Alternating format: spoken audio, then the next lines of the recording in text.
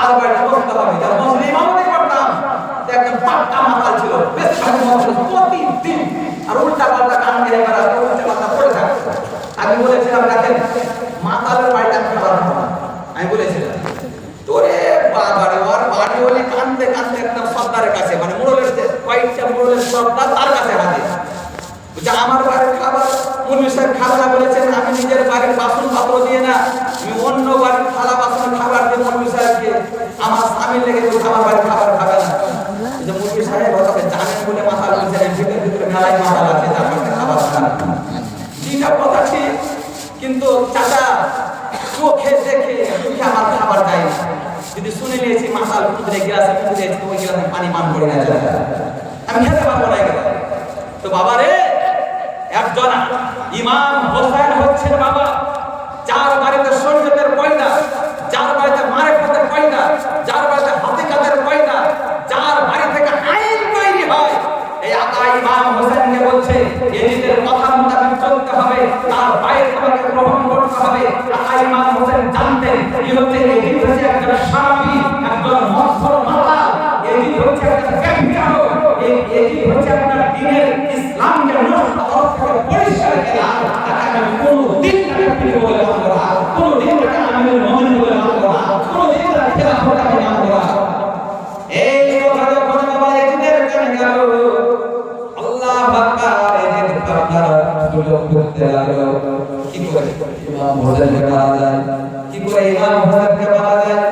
Brother ইসলাম ভাইরে আমার, এদিকে কুফা নগর থেকে বাবা পত্র করে পত্র, চিঠির উপরে চিঠি আসতেছে, আকা ইমাম হোসেন আপনি যদি না আসেন আমরা কুফাতে হালাক হয়ে যাব। এজিদকে আমরা ইমাম বলে মানব না, এজিদের কথা আমরা শুনবো না, আমিরুল মুমিন বলে এজিদকে মানব না।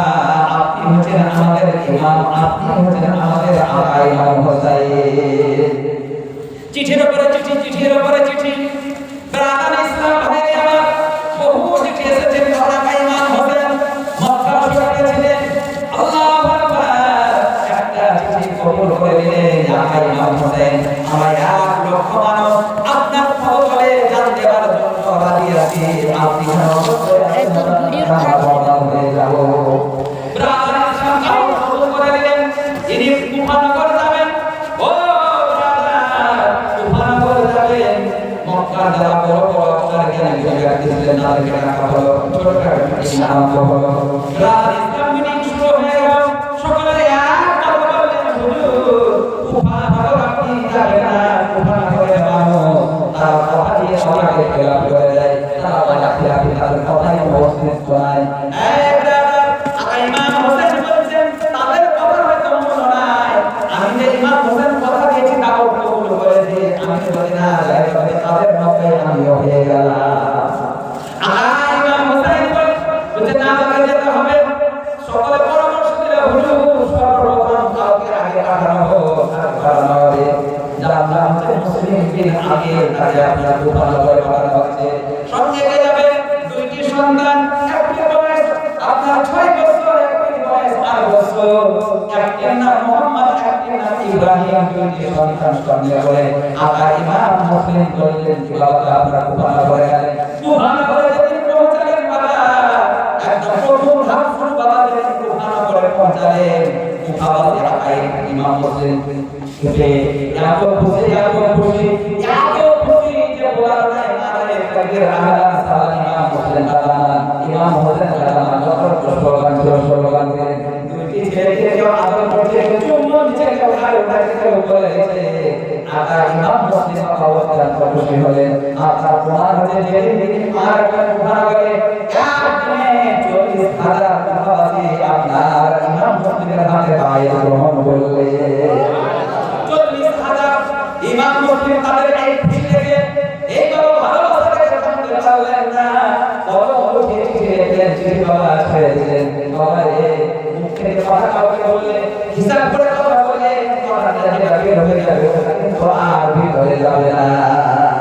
কাউকে কথা বললে মানুষের মতো নরম করে কথা বলেন, কারণ আঘাত দিলে যায় ওই আঘাতটা কঠিন বাবা। অস্ত্রের আঘাত মন দিয়ে বাবা মিটানো যাবে, কিন্তু জবানের আঘাত বাবা ওষুধ দিয়ে আপনার মন দিয়ে মিটানো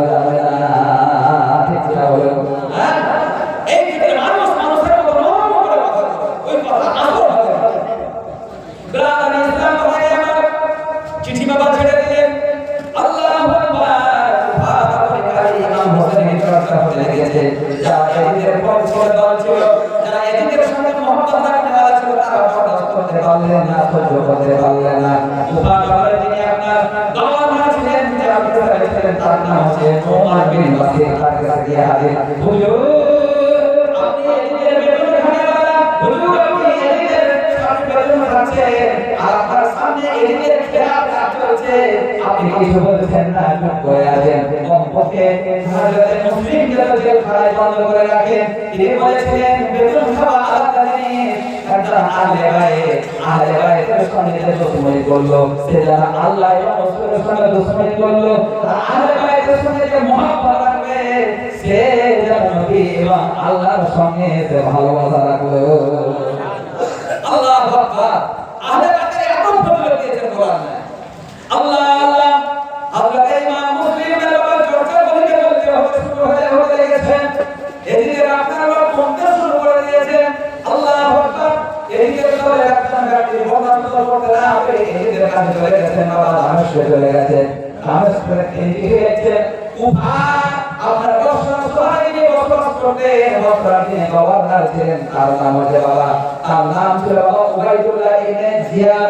বড়ই বাবা জানেন, বড়ই অত্যাচারী, ওই অত্যাচারী আপনার উবাইদুল্লাহ ইবনে জিয়াদকে চিঠি লিখে দিলেন, যাও উবাইদুল্লাহ ইবনে জিয়াদ চিঠি পাওয়া মাত্র কুফা নগরে চলে যাবে। আর কুফা নগরে যাওয়ার পর